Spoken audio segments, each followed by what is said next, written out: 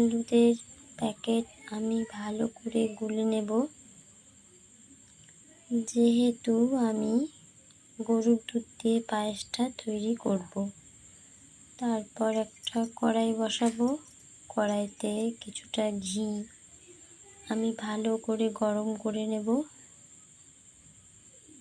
তারপর ওই ঘিয়ের মধ্যে আমি সেওগুলো লাল লাল করে ভাজবো। ভেজে তুলে রাখবো।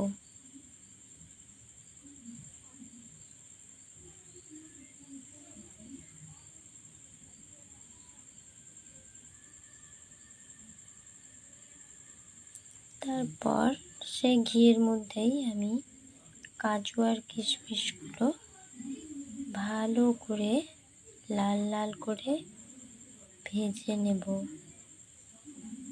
তারপর সেগুলো খুব ভালো করে ভাজা হয়ে গেলে ওটাও তুলে নেব। তারপর আমি দুধটা ঢেলে দেব আর আমুল দুধটাও মিশিয়ে দেব।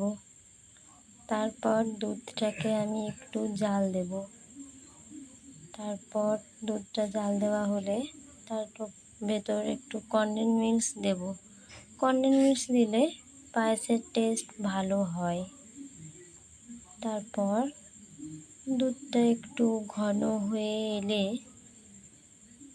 আমি অল্প সামান্য একটু চিনিও দিয়ে দেব। তারপর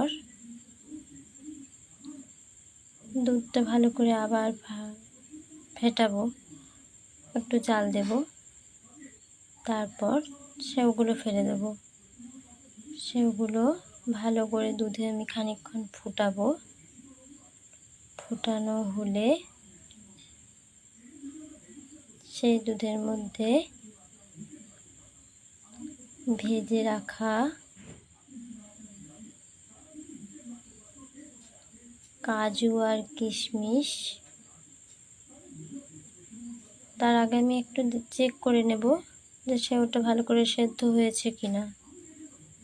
তারপর ভেজে রাখা কাজু কিশমিশটাও আমি মিশিয়ে দেব।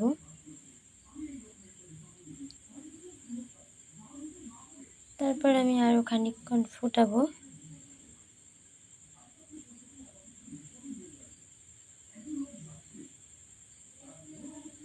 আমার পায়েস রেডি। কেমন লাগলো ভিডিওটা একটু জানাবে।